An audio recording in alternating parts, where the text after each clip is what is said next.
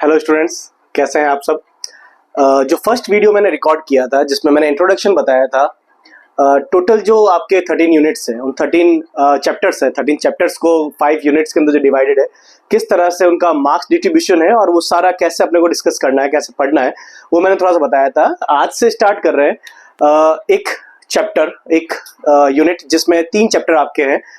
Unit 1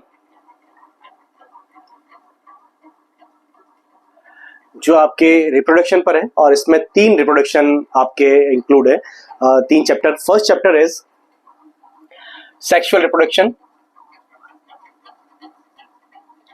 in flowering plants.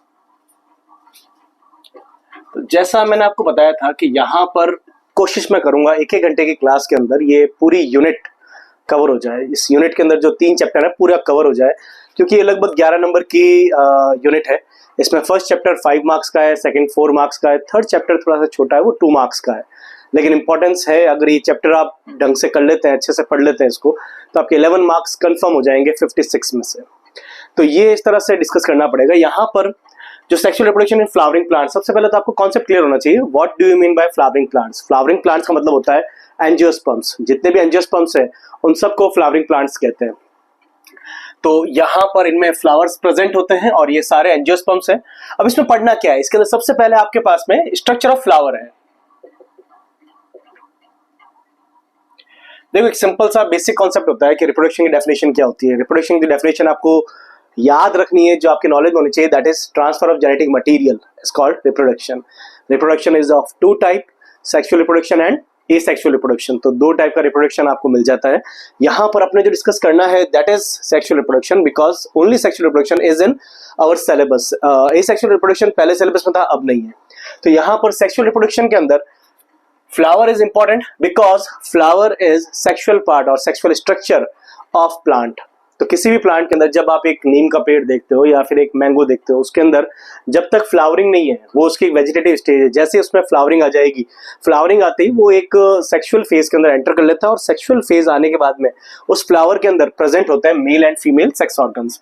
तो simple सा मैं एक छोटा सा डायग्राम बना के, मैं कुछ छोटे डायग्राम बना के उसमें एक्सप्लेन करूंगा आप लोगों को। इसके अंदर कुछ स्ट्रक्चर्स मिल जाएगी आपको। यहां पर एक मिल जाता है आपको कार्पल, एक मिल जाता है आपको स्टेमन। ये रिप्रोडक्टिव स्ट्रक्चर्स है। अच्छा, फ्लावर का स्ट्रक्चर पूरा आपको प्रॉपर इस तरह से अगर एग्जाम में पूछते हैं तो आपको ये बनाना है। यहां पर क्या क्या प्रेजेंट है, this is pedicel, this is thalamus, sepal, petal, stamen and carpel. यहां पर स्टेमन मेल रिप्रोडक्टिव ऑर्गन है, this is male reproductive structure and this is female reproductive structure. Male reproductive structure के अंदर क्या प्रेजेंट है, mail reproductive structure जो है स्टेमन, इसमें 3 स्ट्रक्चर्स आपको मिल जाती है। एक मिलता है आपको सबसे ऊपर एंथर, उसके बाद में नीचे मिल जाता है आपको एक लंबा सा फिलामेंट। फिलामेंट एक फ्लेक्सिबल स्ट्रक्चर होती है। मेल स्ट्रक्चर जो है एंथर, इसके अंदर प्रेजेंट होते हैं पोलन ग्रेन्स। तो यहां पर पोलन ग्रेन्स प्रेजेंट होते हैं और ये पोलन ग्रेन्स यहां से बाहर निकल कर जाते हैं इसके ऊपर, दिस इज स्टिग्मा। तो कार्पल के 3 पार्ट है, stigma, style and ovary. The upper most flat part is stigma, middle long tubular part is style and lower most swollen part is ovary. तो यहाँ पर कार्पल के 3 स्ट्रक्चर्स, 3 पार्ट्स आपको मिल जाएंगे। इसके ये 3 पार्ट है, जैसे मैंने आपको बताया। जो मेल पार्ट है स्टेमन, स्टेमन के अंदर आपको एंथर, फिलामेंट एंड कनेक्टिव। तो यहां वही डिस्कस करेंगे जो इंपॉर्टेंट है और जो आपके एग्जाम में आने के लिए, क्योंकि टाइम कम है। तो यहां पर जो आपका स्ट्रक्चर है, इसमें सबसे पहले जो क्वेश्चन आता है सबसे इंपॉर्टेंट, फ्लावर के ऊपर जो मेल रिप्रोडक्टिव ऑर्गन है, जो फीमेल रिप्रोडक्टिव ऑर्गन है। फ्लावर का डायग्राम कई बार पूछ लेते हैं, लेकिन ये एक बहुत सिंपल, मतलब अगर आपका पेपर इजी आता है तो उसमें फ्लावर का डायग्राम आपसे आस्किंग हो सकता है। अच्छा, सेकंड कंडीशन, इसके अंदर जो सेकंड डायग्राम है, मैंने आपको पहले भी कहा, ये जो यूनिट है, इसी यूनिट के अंदर सबसे ज्यादा डायग्राम्स है। पीछे भी है डायग्राम्स आपको, बट यहां पर सबसे ज्यादा डायग्राम्स मिल जाएंगे। जैसे first diagram is the TS of stamen. तो स्टेमन का टीएस या स्टेमन के टीएस की जगह अपन कंसीडर कर सकते हैं टीएस ऑफ एंथर। तो एंथर का टीएस काफी इंपॉर्टेंट है और ये आपको ध्यान रखना है किस तरह का है। स्ट्रक्चर कई बार पूछते हैं इसके अंदर। तो यहां पर सिंपल सा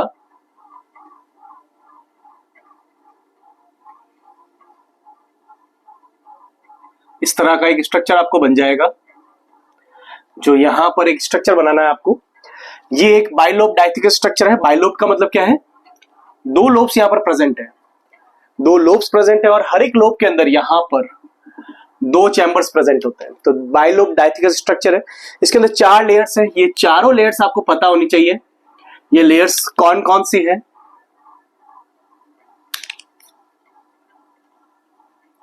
outer most layer is epidermis, सबसे बाहर वाली एपिडर्मिस है। उसके बाद में एंडोथीसियम, देन मिडल लेयर और सबसे last inner most layer is tapetum. अच्छा, अब जो क्वेश्चन आता है एग्जाम के अंदर, क्वेश्चन आता है जो आउटर, तो नाम पूछ लेते हैं चारों लेयर्स के जो नाम है सीक्वेंस के अंदर, वो आपको याद होना चाहिए। आउटर मोस्ट जो 3 लेयर्स है, जो 3 बाहर वाली लेयर है, epidermis, endothecium and middle layer, इन तीनों का फंक्शन क्या है? इन तीनों का फंक्शन है protection of pollen grains. Pollen grains are present inside the microsporangia. यहां पर ये जो 4 सबसे अंदर वाली स्ट्रक्चर्स हैं, दीज आर माइक्रोस्पोरेंजिया। और माइक्रोस्पोरेंजिया के अंदर आपको यहां पर मिल जाएंगे पोलन ग्रेन्स। तो सिंपल सा यहाँ पर माइक्रोस्पोरेंजिया है, ये जो मैंने गोल स्ट्रक्चर्स बनाई है जिसके अंदर ये रेड कलर की स्ट्रक्चर्स प्रेजेंट है, और ये पोलन ग्रेन्स है। यहाँ पर पोलन ग्रेन्स का जो प्रोटेक्शन है वो कौन कर रहा है? ये 3 लेयर्स कर रही है, बाहर वाली तीनों लेयर्स। सीक्वेंस सेम रहेगा, सीक्वेंस यही रहेगा, इसी सीक्वेंस में आपको याद रखना है। ओके, सबसे इनर मोस्ट लेयर जो है दैट इज टैपिटम।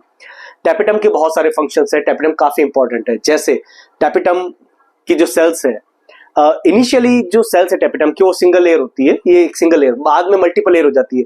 सेल्स की साइज बड़ी होती है, साइटोप्लाज्म डेंस होता है, न्यूक्लियस बड़ा होता है, और ये मल्टी न्यूक्लिएटेड भी होती है। इसमें न्यूक्लियस एक से ज्यादा होते हैं। एक कंडीशन कभी भी आप सुन लो, कभी पढ़ लो आप, कि अगर किसी सेल के अंदर साइटोप्लाज्म डेंस है, इसका मतलब आप समझ जाना कि वो किसी ना किसी को न्यूट्रिशन प्रोवाइड करने का काम करेगी, नरिश करेगी। तो यहाँ पर ये जो टैपिटम है, जो फंक्शन है टैपिटम का, that is nourishment of pollen grains. तो वो उनको नरिश करती है, उनको न्यूट्रिशन प्रोवाइड करती है। ओके, टैपिटम के बारे में 2 चीजें और है। ये कैलेज का फॉर्मेशन करती है और स्पोरोपोलेनिन का फॉर्मेशन करती है। यहां पर एक नाम बहुत इंपॉर्टेंट है, दैट इज स्पोरोपोलेनिन। तो स्पोरोपोलेनिन एंड कैलेज एक्चुअली होता क्या है कि जब पोलन ग्रेन्स बनते हैं तो पोलन ग्रेन्स आपस में एक दूसरे से अटैच रहते हैं, ये जुड़े हुए रहते हैं, चिपके हुए रहते हैं आपस में एक दूसरे से। तो जब ये जुड़े हुए रहते हैं, चिपके हुए रहते हैं, तो यहां पर जो सब्सटेंस होता है इनके बीच में, दैट इज कैलोज। ये एक टेट्राड कंडीशन होती है। इसके लिए एक वर्ड यूज करते हैं, टेट्राड। तो ये जो टेट्राड कंडीशन है, इसमें पोलन ग्रेन्स आपस में एक दूसरे से अटैच है। जो माइक्रोस्पोर्स है, जो पोलन ग्रेन्स है, अब इनको अलग अलग होकर रिलीज होना है। तो रिलीज करने के लिए, इनको अलग करने के लिए एक दूसरे से, यहाँ एक एंजाइम रिलीज होता है, दैट इज कैलेज।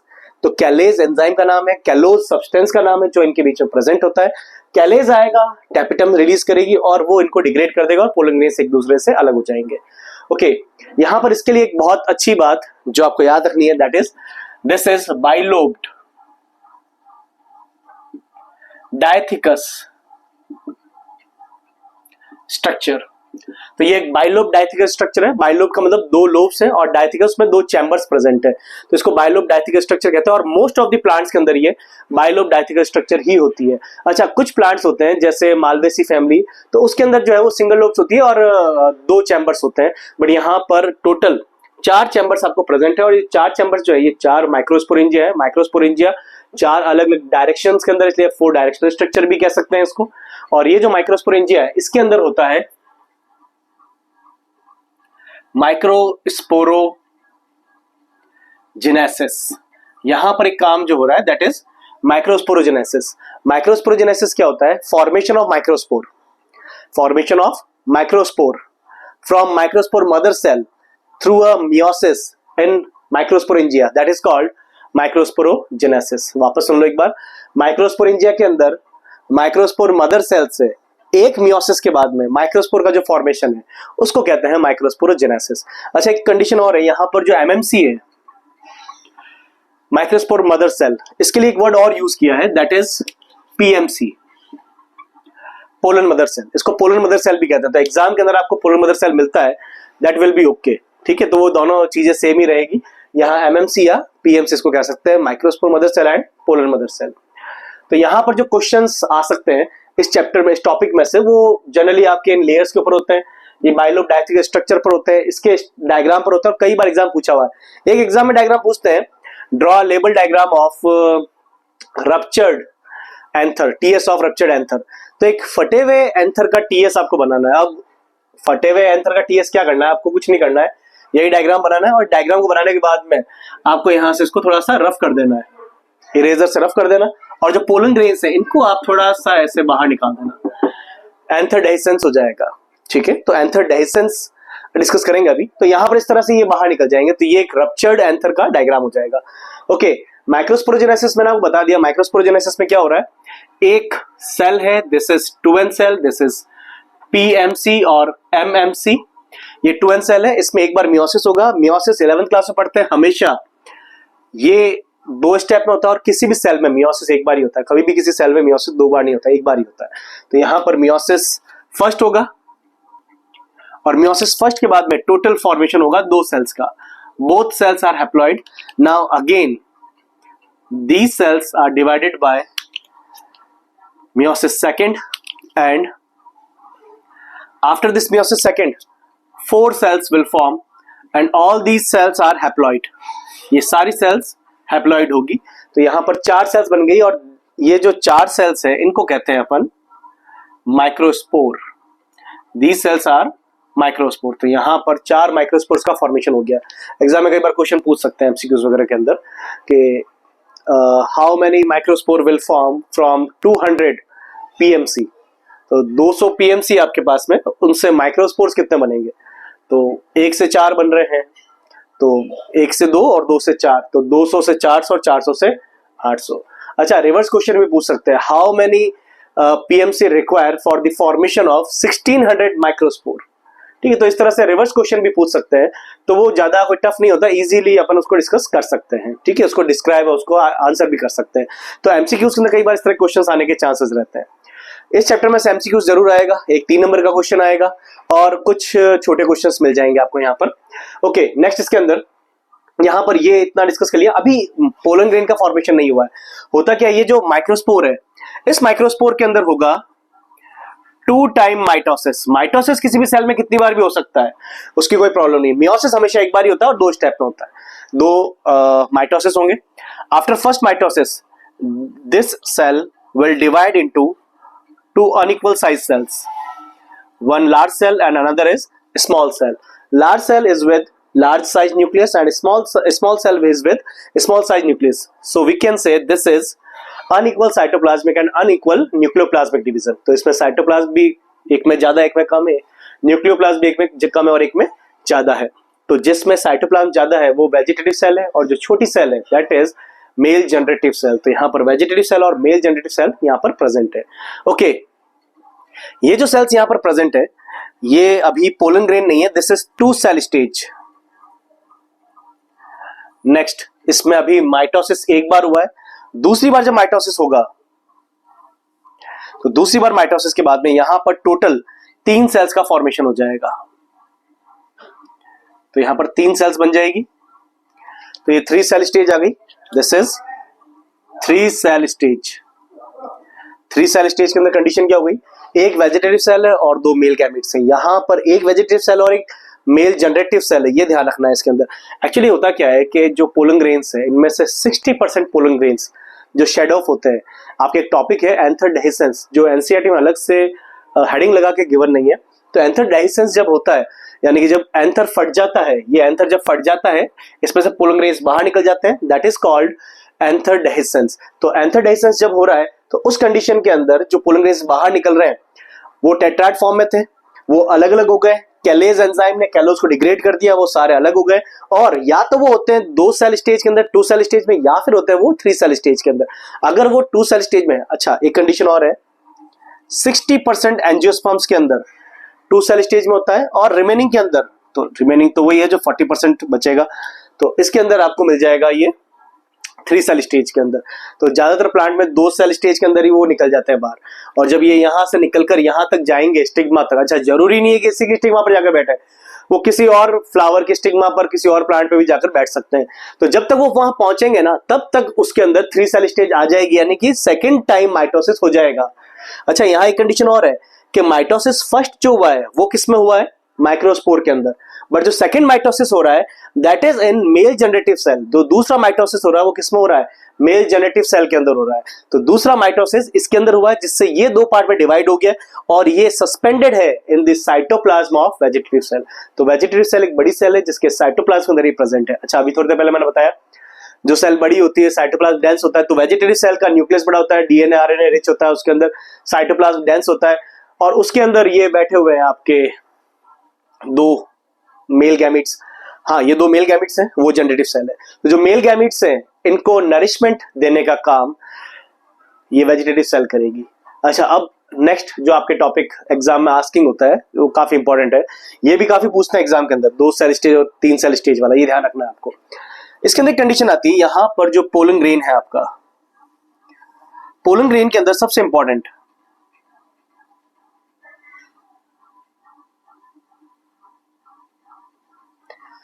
पोलन ग्रेन के अंदर क्या क्या मिल जाएगा आपको यहां पर? इसमें टोटल 3 सेल्स हैं। अच्छा, जो मेल गैमिट्स होते हैं ना उनका शेप थोड़ा सा ध्यान रखना आपको। मेल गैमिट्स का जो शेप है वो होता है कुछ लेंस की तरह, इलेप्टिकल शेप होता है, ताकि उनका जो मूवमेंट है, अच्छा वो चलते नहीं है, वो लोकोमोशन नहीं करते, वो पोलन ट्यूब के साथ जाते हैं बट उसके साथ भी इजीली उनका फ्लो हो, इसलिए इनका शेप कुछ ऐसा रहता है। यहां पर बाहर वाली जो लेयर है, outer most layer is exine and inner layer is intine. यहां पर एक्साइन और इंटाइन 2 लेयर्स प्रेजेंट है। एक्साइन बनी हुई होती है आपके स्पोरोपोलिनिन, ये सबसे इंपॉर्टेंट है। तो एक्साइन बनी हुई स्पोरोपोलिन की, इंटाइन बनी हुई पेक्टोसेल्लोज, पेक्टिन और सेल्लोज की, वो मैं नहीं लिख रहा क्योंकि वो उसके बारे में ज्यादा क्वेश्चन आस्किंग नहीं होता। एग्जाम में कई बार पूछा हुआ है ये, मतलब इस चैप्टर में सबसे ज्यादा यही क्वेश्चन पूछा हुआ है कि why pollen grains do not degrade in nature, why pollen grains preserve as fossil in nature, है ना। और उसमें एक कंडीशन ये भी आती है कि जब पोलन ग्रेन्स किसी हनी बी के साथ ट्रांसफर हो रहे हैं तो उसके पैरों पर या विंग्स पर चिपक रहे, फिर वहां से हट रहे, तो डैमेज क्यों नहीं होते? तो एक्चुअली एक स्टेटमेंट है that is no any enzyme known in the nature which can degrade the sporopollenin। तो ये एक मोस्ट रेजिस्टेंट ऑर्गेनिक सब्सटेंस है इन दी वर्ल्ड ऑन दी अर्थ। तो अर्थ के ऊपर ऐसा सब्सटेंस जो सबसे ज्यादा रेजिस्टेंट ऑर्गेनिक सब्सटेंस वो स्पोरोपोलिन है। कोई एंजाइम अभी तक पेड़ों पर, पत्तों पर, हवा में, पानी में, मिट्टी में, कहीं पर कोई ऐसा एंजाइम नहीं मिला है अभी तक जो इसको डिग्रेड कर दे। इसीलिए ये पोलन ग्रेन्स काफी लंबे टाइम तक ऐसे ही प्रिजर्व हो जाते हैं। तो स्पोरोपोलिन पर क्वेश्चन कई बार पूछते हैं, तो आपको ये ध्यान रखना है। ओके, नेक्स्ट इसके अंदर यहां पर जो स्पोरोपोलिन है ये इसका प्रोटेक्टिव लेयर है जो एक्साइन का फॉर्मेशन कर रहा है।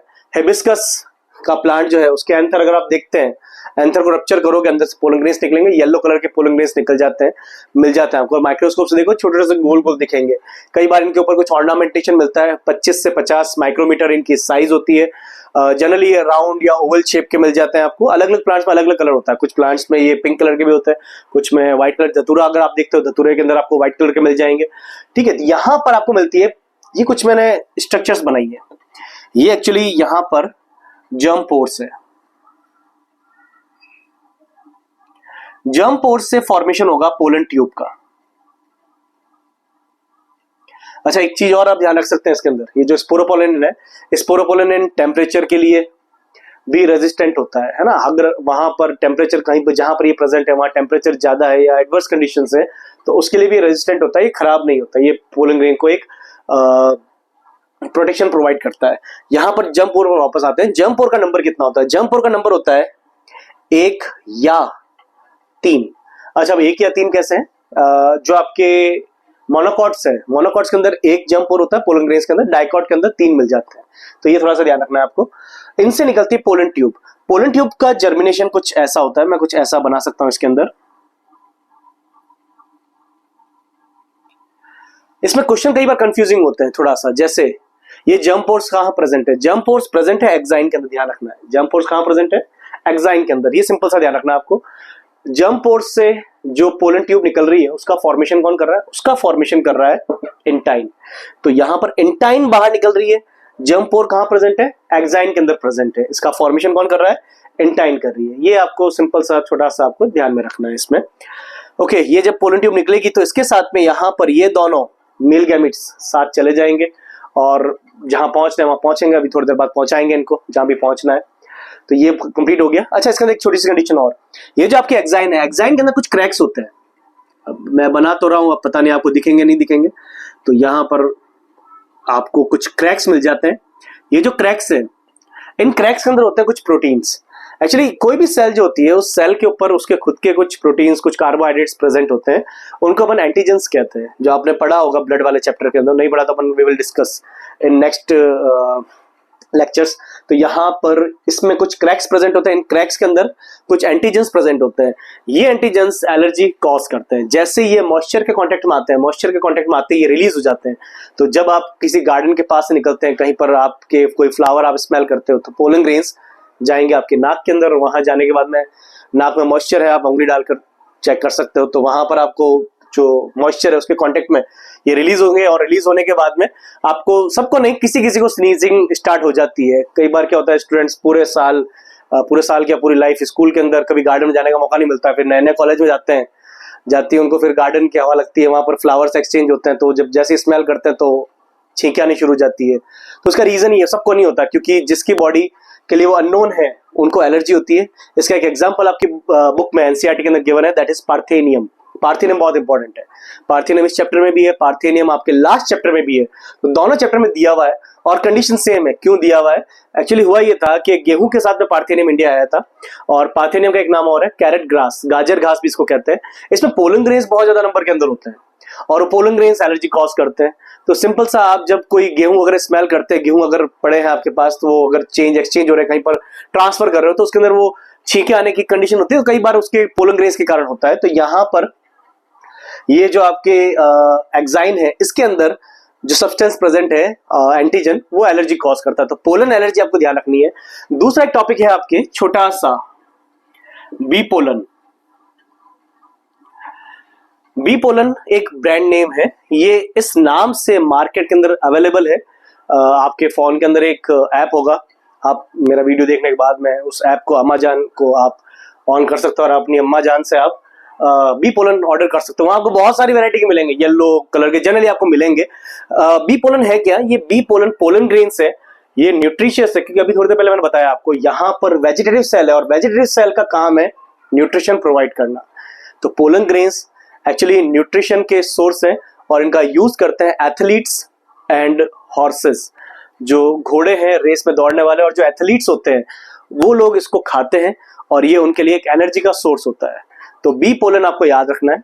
और उसके बाद में एक लास्ट टॉपिक जो इस पोलन ग्रेन के अंदर है, फिर ये मेल वाला कंप्लीट हो जाएगा। तो लास्ट टॉपिक जो है इसके अंदर, that is pollen preservation.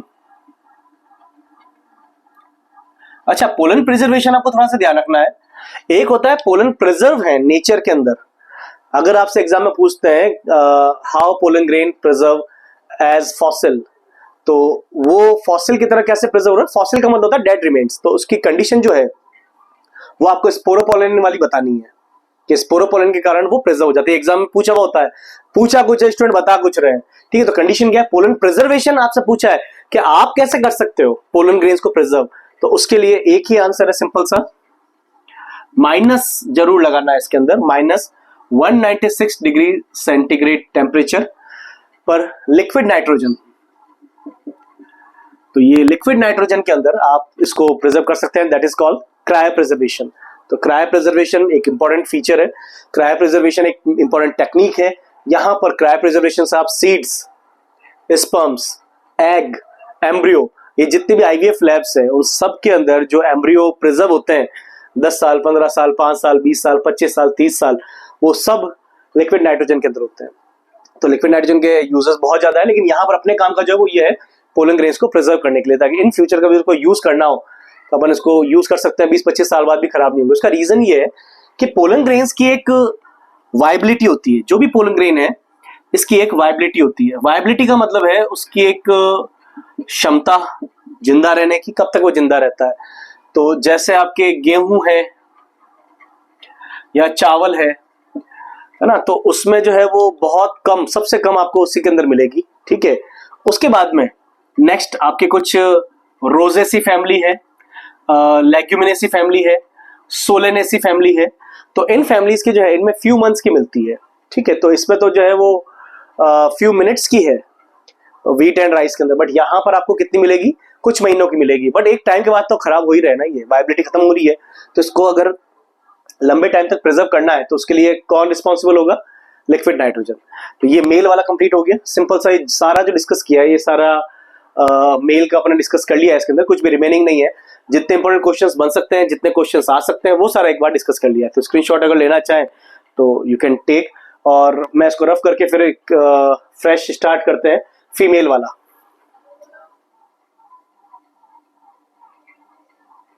Okay तो यहां पर अब next topic is female reproductive system. तो फीमेल रिप्रोडक्टिव सिस्टम के अंदर आपके पिस्टल, अच्छा अब कंडीशन है यहां पर ये मोनोकार्पलरी है या पॉलीकार्पलरी। तो दो कंडीशन मिल जाती है आपको, एक मोनोकार्पलरी और दूसरा पॉलीकार्पलरी। अच्छा ये मोनो और पॉलीकार्पलरी का मतलब क्या है, एक्चुअली इसके अंदर कार्पल्स कितनी है। अगर एक कार्पल है तो मोनोकार्पलरी हो जाएगी सिंपल सी, और अगर एक से ज्यादा कार्पल है तो ये पॉलीकार्पलरी हो जाएगी। मोनोकार्पलरी के अंदर एग्जांपल है आपके हिबिस्कस। तो हिबिस्कस जो है यहां पर आपको एक एग्जांपल मिल जाएगा। पॉलीकार्पलरी में अगेन दो कंडीशंस हैं, यहां पर आपको दो कंडीशंस मिल जाएगी, और ये दो कंडीशंस है, ये है एपोकार्पस एंड सिरकार्पस। तो सिनकार्पस और एपोकार्पस है। यहां पर कंडीशन जो है एपोकार्पस के अंदर जब ये एक दूसरे से अलग अलग है। अच्छा पहले मैं आपको मोनोकार्पस बता देता हूं। हिबिस्कस के अंदर जो एग्जांपल है आपके कुछ इस तरह का गिवन है।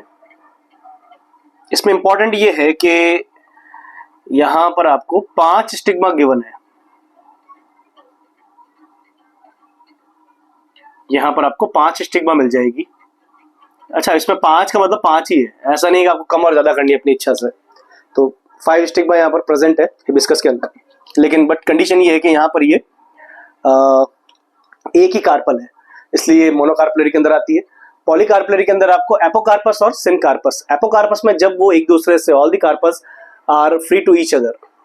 सिनकार्पस के अंदर when all the carpels are fused together, that is looks like this.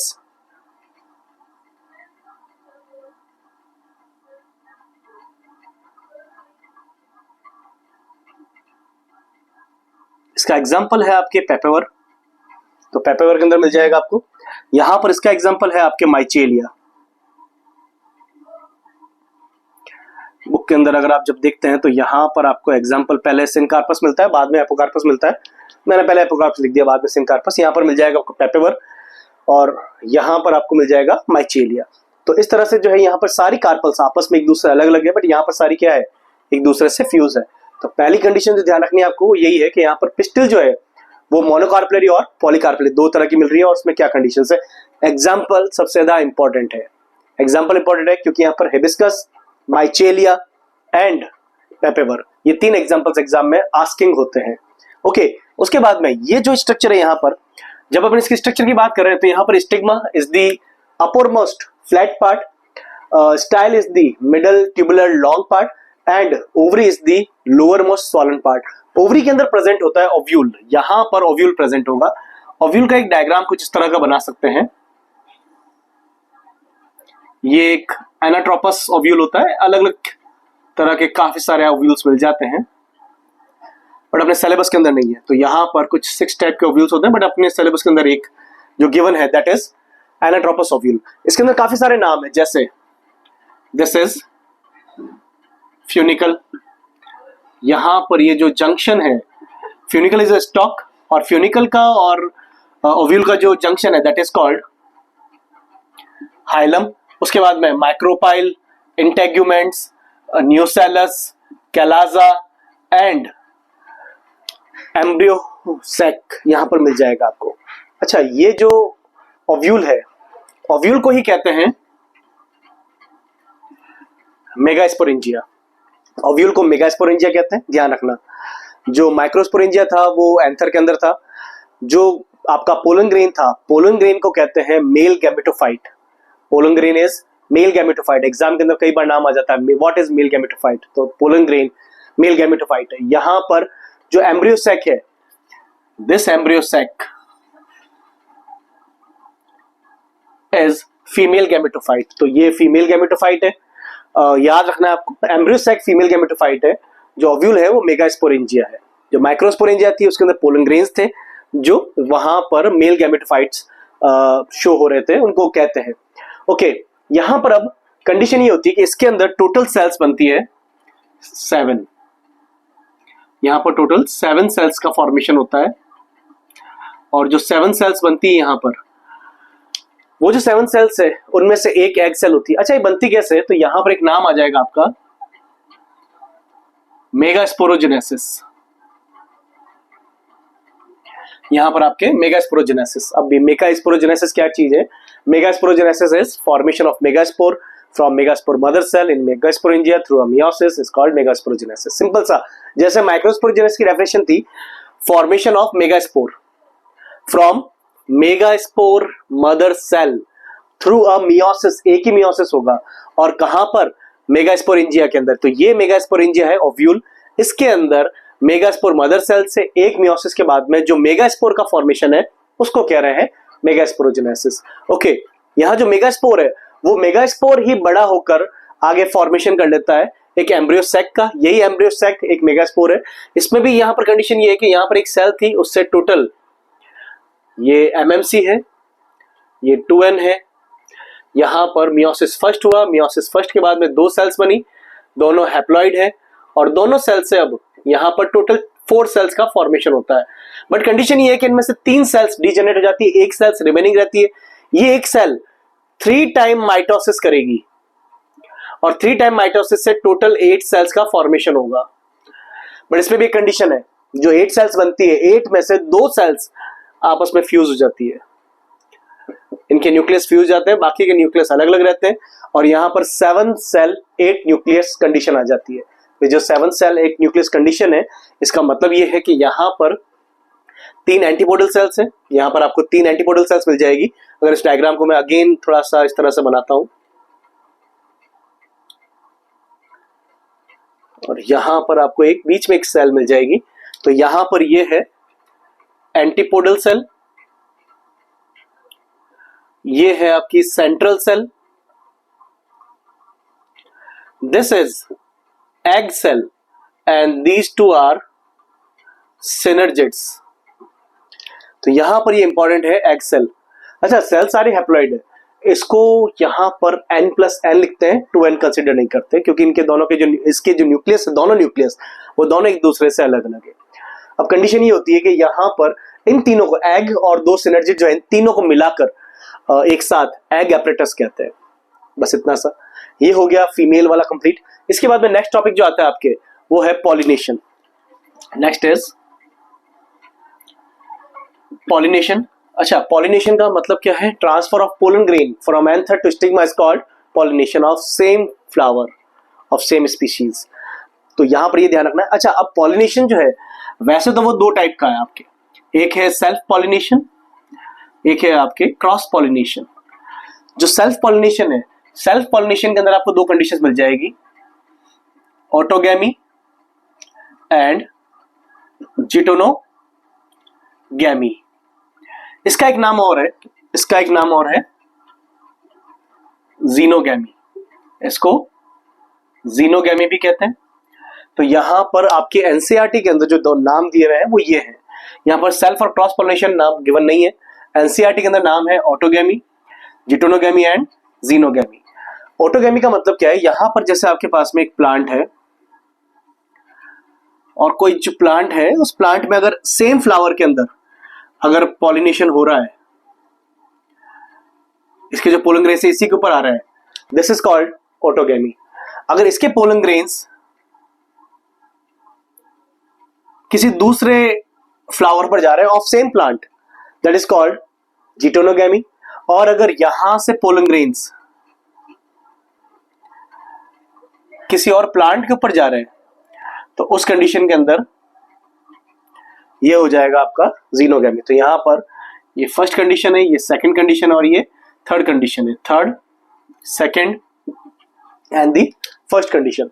तो अगर सेम फ्लावर है तो ऑटोगैमी, अगर एक ही प्लांट के 2 फ्लावर है तो जिटोनोगैमी, और 2 अलग अलग प्लांट्स है। अच्छा, 2 अलग अलग प्लांट्स का मतलब ये नहीं है कि एक अनार है और दूसरा पपीता है, ऐसा नहीं होना चाहिए। कंडीशन ये है इसके अंदर कि दोनों प्लांट सेम स्पीसीज के होना चाहिए। ये पपीता है तो वो भी पपाया ही होना चाहिए, तो उस कंडीशन के अंदर ये जीनोगैमी कंसिडर होगा। ओके, नेक्स्ट इसके अंदर एडेप्टेशंस कौन कौन से रिक्वायर, एक बहुत इंपॉर्टेंट एडेप्टेशन है ऑटोगैमी के लिए। ऑटोगैमी के लिए सबसे इंपॉर्टेंट है दैट इज क्लिस्टोगैमी। ये इंपॉर्टेंट है, एग्जाम में कई बार पूछते हैं। क्लिस्टोगैमी का मतलब क्या होता है, कुछ प्लांट्स ऐसे होते हैं जैसे वायोला ऑक्जेलिस कॉमेलिना, नाम याद रखना, voila oxalis and Commelina. In plants के अंदर क्या होता है कि जो फ्लावर्स होते हैं, कुछ फ्लावर्स ऐसे होते हैं जो नीचे की तरफ होते हैं, वो फ्लावर्स हमेशा बंद रहते हैं। तो ये फ्लावर्स हमेशा ऑलवेज रिमेन क्लोज और we can say in bud form. तो यहाँ पर लाइक बड, तो उस कंडीशन के अंदर इनके जो एंथर है, जो इनके स्टिग्मा है, वो सब अंदर ही है, कार्पल और स्टेमन्स। तो अब यहाँ पोलन ग्रेन्स बाहर निकलेगा कोई चांस ही नहीं है। जब पोलन ग्रेन्स बाहर नहीं निकलेंगे उस कंडीशन में क्या होगा, 100% चांसेस है इसमें ऑटोगैमी की, तो ऑटोगैमी ही होगी यहाँ पर। ऑटोगैमी के अलावा कोई कंडीशन मिलेगी नहीं आपको। Okay, next geitonogamy. जैसे मेज प्लांट है, अब मेज प्लांट के अंदर जिटोनोगैमी होती है। उसका रीजन ये है कि मेज प्लांट के अंदर ऊपर की तरफ टॉप पर मेल फ्लावर प्रेजेंट होगा, नीचे की तरफ फीमेल फ्लावर। तो प्लांट वहां पर बाइसेक्सुअल है बट फ्लावर वहां पर यूनिसेक्सुअल है, तो उस कंडीशन के अंदर क्या होगा वहां पर, जिटोनोगैमी। और जीनोगैमी सिंपल सा, जो यूनिसेक्सुअल प्लांट होते हैं तो उनके अंदर फिर जीनोगैमी के चांस होता है। अच्छा, बाइसेक्सुअल प्लांट में भी जीनोगैमी हो सकती है बट यूनिसेक्सुअल के अंदर ये मोस्ट अप्रोप्रिएट यही होता है एक्चुअली, उसके बाद दूसरा ऑप्शन ही नहीं है। तो यहाँ पर जब ये पोलन ग्रेन्स का ट्रांसफर हो रहा है तो ये सारे जो प्रोसीजर्स हैं, अब या तो ऑटोगैमी होगा या जिटोनोगैमी होगा या फिर वो जीनोगैमी होगा। एडेप्टेशंस जरूरी है। जैसे यहाँ पर एक कंडीशन मैं आपको बताता हूँ कि ऑटोगैमी या जिटोनोगैमी अगर हो रही है तो उसके लिए होमोसेक्सुअलिटी, होमोगैमी होना ही जरूरी है। होमोगैमी का मतलब ये है कि उसके अंदर वहां पर मेल और फीमेल जो रिप्रोडक्टिव ऑर्गन्स है दोनों का सेम टाइम पर मैच्योर होना जरूरी है। नेक्स्ट इसके अंदर इसको कंप्लीट करते हैं, ज्यादा लंबा हो रहा है ये। अब इसके अंदर कंडीशन ही आ जाएगी आपकी, जो पॉलिनेशन हो जाएगा इसके अंदर आपके पॉलिनेशन कुछ मेथड्स हैं, जैसे एनेमोफिली, एंटोमोफिली, ऑर्निथोफिली, कैरोप्टेरोफिली, तो हाइड्रोफिली। इसमें तो दो पार्ट में डिवाइड कर सकते हैं। एक पार्ट इसमें आ जाता है आपका जो एबायोटिक और दूसरा बायोटिक है। एबायोटिक के अंदर कंसीडर होगा जो आपके नॉन लिविंग, एनेमोफिली एंड हाइड्रोफिली। एनेमोफिली जो हवा से हो रहा है और जो हाइड्रोफिली जो पानी से हो रहा है। पानी वाले के अंदर आपके सबसे ज्यादा जो इंपॉर्टेंट है वो वेलिस्नेरिया है। वेलिस्नेरिया में कंडीशन ये होती है कि पानी के अंदर फ्लावर प्रेजेंट होता है, मेल फ्लावर से पोलन ग्रेन्स निकलते हैं, ऊपर जाते हैं, वो तैरते हुए पहुंचते हैं, पूरे में स्कैटर्ड हो जाते हैं, और जो फीमेल फ्लावर है वो उसको कैच करके रिसीव करके वो वापस कॉइल्ड हो जाता है और नीचे आ जाता है। तो ये कंडीशन मिलती है वेलिस्नेरिया के अंदर। उसके अलावा अगर अपन डिस्कस करते हैं इसके अंदर, तो यहाँ पर आपके कुछ नाम याद रखना है, हाइड्रिला, जोस्टेरा, ये सब नाम याद रखने हैं। कुछ एक्वेटिक प्लांट है जो फ्लोटिंग प्लांट्स होते हैं, उनके अंदर हमेशा आपको वहां पर जो इंसेक्ट है या जो विंड है उससे पॉलिनेशन मिलेगा। रीजन ये है कि ऊपर की तरफ प्रेजेंट होते हैं फ्लावर। एनेमोफिली जो हवा से पॉलिनेशन होता है, हवा से पॉलिनेशन के अंदर कंडीशन ये मिलेगी आपको, पोलन ग्रेन्स ज्यादा होते हैं वहां पर। पोलन ग्रेन्स जो ड्राई होते हैं तो नंबर ज्यादा होता है, ड्राई होते हैं और फ्लावर भी अनअट्रैक्टिव होते हैं, ज्यादा अच्छे फ्लावर दिखते नहीं है। बट जो एंटोमोफिली है, इंसेक्ट से जो हो रहे हैं, उसमें फ्लावर्स अट्रैक्टिव होते हैं, नेक्टर प्रेजेंट होता है। ये सब चीज आपको ध्यान रखनी है। जो एनेमोफिली होती है हवा से, उनके अंदर जो कार्पल्स स्टाइल है ये काफी लंबी होती है, फेदरी हेयरी स्टाइल्स होती है, ताकि उड़ते हुए पोलन ग्रेन्स को रिसीव कर सके। ये कंडीशन आपको ध्यान रखनी है इसके अंदर। नेक्स्ट इसके अंदर अब यहाँ पर पॉलिनेशन के बाद, अच्छा, कैरोप्टेरोफिली और ऑर्निथोफिली। ऑर्निथोफिली बर्ड्स के थ्रू हो रहा है, कैरोप्टेरोफिली जो बैट के थ्रू है। जनरली जो नॉक्टर्नल प्लांट्स है जो रात को ओपन होते हैं उनके अंदर, और बैट के थ्रू तो कैरोप्टेरी। और ऑर्निथोफिली वहां मिलेगा आपको जो ऐसे फ्लावर है जो थोड़ी बड़ी साइज के होते हैं, बर्ड्स विजिट करते हैं उनको, अट्रैक्टिव होते हैं, नेक्टर प्रेजेंट होता है। उनके अंदर बर्ड्स के थ्रू भी हो सकता है, लेकिन नंबर थोड़ा सा उनका कम होता है। और बहुत रेस्ट्रिक्टेड हो गया कैरोप्टेरोफिली, क्योंकि नाइट में जो ओपन हो रहे हैं सिर्फ उन्हीं के अंदर मिलेगा आपको। कुछ मैमल्स है, स्नेल है, वो भी कुछ आपके पॉलिनेशन में हेल्प करते हैं। ओके, नेक्स्ट इसके अंदर अब नेक्स्ट टॉपिक जो है दैट इज इनकम्पैटिबिलिटी। कई बार क्या होता है कि एक पोलन ग्रेन जब किसी फ्लावर पर पहुंचता है, स्टिग्मा पर पहुंचता है, तो वहां पर वो चेक होता है कि वो सेम स्पीसीज का है या नहीं है। कई बार सेम स्पीसीज का होने के बाद भी वो रिजेक्शन हो जाता है। जब ये यहाँ पर पहुंचता है तो स्टिग्मा रिलीज करती है स्टार्च, जिसकी प्रेजेंस के अंदर पोलन ट्यूब का फॉर्मेशन होता है, और वो जो पोलन ट्यूब है वो पोलन ट्यूब अंदर तक पहुंचती है, और अंदर तक पहुंचने के बाद में यहाँ पर अब पॉलिनेशन होगा। तो मैं थोड़ा सा इसको रफ करके आगे कंटिन्यू करता हूं।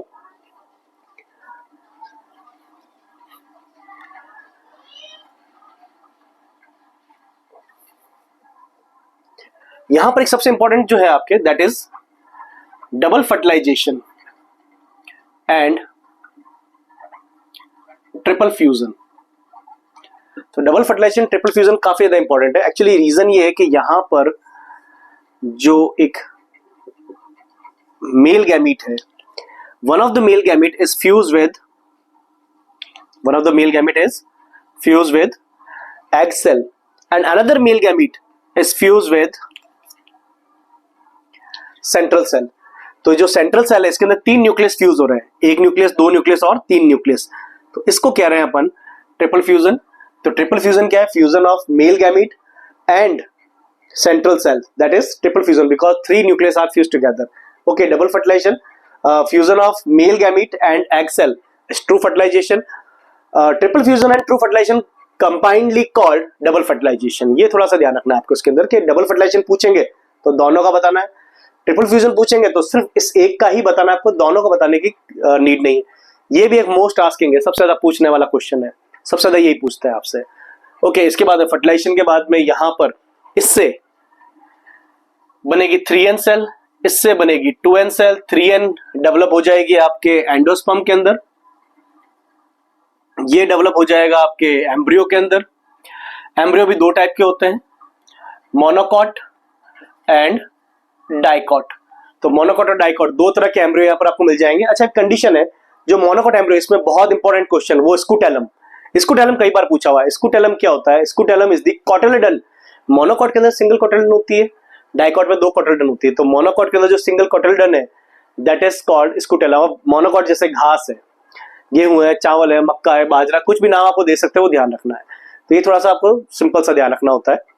ओके, नेक्स्ट एम्ब्रियोजेनेसिस के अंदर एम्ब्रियो का जो फॉर्मेशन हो रहा है उसके अंदर इसमें कुछ स्टेजेस आती है, जैसे सबसे पहले ग्लोबुलर स्टेज आती है, फिर हार्ट शेप स्टेज आती है और उसके बाद में एक मैच्योर एम्ब्रियो बनता है जो या तो मोनोकॉट होगा या फिर डाइकॉट होगा। तो इनके अंदर प्लीम्यूल रेडिकल होते हैं, प्लीम्यूल से स्टेम बनता है, रेडिकल से यहाँ पर आपको रूट का फॉर्मेशन मिल जाएगा। Okay, next topic is seed dormancy. तो सीड डॉर्मेंसी एक कंडीशन है जो सीड में, डॉर्मेंसी वर्ड यूज करते हैं सीड के लिए और बैक्टीरिया के लिए, जिसमें ये लिविंग तो रहते हैं बट अपनी ग्रोथ शो नहीं करते। उसका रीजन है अनफेवरेबल कंडीशंस। एक सीड जो आपकी पॉकेट के अंदर है, अलमारी में कहीं पर भी पड़ा है, वो ग्रो नहीं कर रहा, बट जैसे आपने उसको थोड़ा सा मॉइस्चर दिया, पानी दिया, उसको ऑक्सीजन और पीएच की रिक्वायरमेंट होती है जिससे वो ग्रो करना स्टार्ट कर देता है। तो जैसे ही आप ये फेवरेबल कंडीशंस देते हो वो ग्रो करना स्टार्ट कर देता है, वाटर एब्जॉर्ब करता है, बस्ट हो जाता है, अंदर से जर्मिनेट हो जाता है। बट ये जो डॉर्मेंसी ये होती कितनी है? जैसे मटर के अंदर अगर बात करें तो मटर में डॉर्मेंसी होती नहीं है, आप जब भी ग्रो करवाओ कर लेगी। राइजोफोरा प्लांट्स जो आपके मिलते हैं मार्शी एरियाज के अंदर, उसमें तो बिल्कुल ही नहीं है। मतलब जब फ्रूट्स गिरते हैं ऊपर से तो पहले ही उसके अंदर प्लांट सीड जर्मिनेट हो जाता है। अच्छा, कुछ प्लांट्स में बहुत लंबी डॉर्मेंसी मिलती है, जैसे एक आर्कटिक टुंड्रा में प्लांट है ल्यूपाइन ट्री, तो उसके अंदर जो मिला था एक 10,000 ईयर पुराना सीड था जो वायबल था, एम्ब्रियो लिविंग था। इसी तरह से रिसेंटली जो मिला था वो था आपके फाइनिक्स डेक्टाइलोफेरा, ये मिला था आपको किंग हेरोड के पैलेस से नियर डेड सी। और 2000 साल पुराना सीड था खजूर का, डेट पाम का, जिसको जब ग्रो करवाया तो ग्रो किया। तो डॉर्मेंसी 2000 साल की भी हो सकती है, 10,000 साल की भी हो सकती है और 0 डे की भी प्रेजेंट हो सकती है। तो इस तरह से डॉर्मेंसी आपके एग्जांपल्स के साथ में साइंटिफिक नेम जब लिखोगे तो फर्स्ट लेटर कैपिटल, जीनस का, बाकी सारे स्मॉल, अंडरलाइन, ये सब ध्यान रखना, नहीं तो नंबर कटने के पूरे चांसेस रहते हैं आपके। ओके, नेक्स्ट इसके, और ये भी बहुत ज्यादा आस्किंग होता है, उसमें सबसे ज्यादा आस्किंग जो है वो next non albuminous and albuminous seeds. तो नॉन एल्बुमिनस सीड्स और एल्बुमिनस सीड्स कौन से हैं? ऐसे सीड्स जिनके अंदर एम्ब्रियो एंडोस्पर्म का कंजप्शन कर लेता है कंप्लीटली, तो that is called non albuminous. जहां पर एंडोस्पर्म पूरा खत्म हो गया है, जहां एंडोस्पर्म प्रेजेंट है वहां पर उसको बोलेंगे एल्बुमिनस सीड। ये मिल जाएंगे आपको मोनोकॉट, ये मिल जाएंगे डाइकॉट। ये सिंपल सा याद रखना है, बस इतना सा, और कुछ भी याद नहीं रखना है इसके अंदर। एग्जांपल देते हैं मटर, मूंगफली वगैरह, तो वो सिंपल सा, जो सीड 2 इक्वल पार्ट में डिवाइड हो जाता है वो डाइकॉट होता है, जो नहीं होता वो मोनोकॉट होता है। ये 11th क्लास में डिस्कस करते हैं, तो ये थोड़ा सा आपको याद रखना है। इसके बाद कुछ छोटे टॉपिक है, जैसे पार्थेनोकार्पी, फॉल्स फ्रूट, यहां पर एपोमिक्सिस, ट्रू फ्रूट इसके साथ आ जाएगा, और एक पॉली एम्ब्रियोनी। एक पॉलीसीड भी है बट वो ज्यादा इंपॉर्टेंट नहीं है। अच्छा, parthenocarpy, formation of fruit without fertilization, अगर फ्रूट का फॉर्मेशन हो रहा है बिना फर्टिलाइजेशन के, that is parthenocarpy. Formation of seed without fertilization is apomixis. तो यहां पर ये दो के अंदर थोड़ी सी कंफ्यूजिंग कंडीशन होती है. एपोमिक्सिस क्या है? Formation of seed without fertilization, formation of fruit without fertilization. Examples याद रखना है. बनाना का एग्जांपल मिल जाएगा, सीडलेस होता है. फॉल्स फ्रूट, ओवरी के अलावा अगर फ्लावर के किसी भी पार्ट से फ्रूट बन रहा है, that is false fruit. Most of the, अगर पूछ ले ट्रू फ्रूट क्या है, तो most of the fruits are true fruit जो ओवरी से बनते हैं. बट एप्पल जैसे है तो वो फॉल्स फ्रूट का एग्जांपल आ जाता है. पॉलीएम्ब्रियोनी, जो एग्जांपल में, जो एग्जाम के अंदर स्टूडेंट्स गलती करते हैं पॉलीएम्ब्रियोनी के अंदर, बहुत इजी है. More than one embryo are present, called polyembryony. But इसमें एक गलती हो जाती है, एम्ब्रियो तो एक से ज्यादा ही होते हैं, बट आपको ये लिखना है more than one embryo present in a seed, that is called polyembryony. तो ये पॉलीएम्ब्रियोनी होगा. आप सिट्रस प्लांट वगैरह एग्जांपल जो मेंशन है एनसीईआरटी के अंदर वही लिख सकते हो. एक और मिलता है आपको पॉलीसीड कंडीशन, लास्ट बता रहा हूं मैं. तो पॉलीसीड जो है, एक से ज्यादा सीड. तरबूज लिखकर मत आ जाना, खीरा काकड़ी लिख के मत आ जाना. उसका रीजन ये है कि एनसीईआरटी में नाम नहीं है. तो जो नाम दिए हुए ऑरोब्रैंकिस, ट्राइगा, अंजीर, फिग, तो जो एग्जांपल दिए हुए बुक के अंदर वही मेंशन करना है. उसके अलावा मेंशन अपने मन से नहीं करना है, क्योंकि एग्जामिनर समझ जाएगा आता था कुछ नहीं है, मन से टिका है. तो इसलिए जो है ये इस तरह से जो एग्जांपल्स गिवन है उसी के अकॉर्डिंग ये सारा याद रखना है, सारा लिखना है. अभी इसके अंदर ये ड्रॉप 1 है, जिसमें मैं चाह रहा था कि एक यूनिट पूरी हो जाए, बट अनफॉर्चुनेटली एक चैप्टर ही हुआ है. तो यहाँ पर थोड़े से लेक्चर्स बढ़ जाएंगे, बट मैं कोशिश करूंगा सारा रिकॉर्ड करने की. और next drop we will discuss chapter 2 and chapter 3 of unit 1. Okay.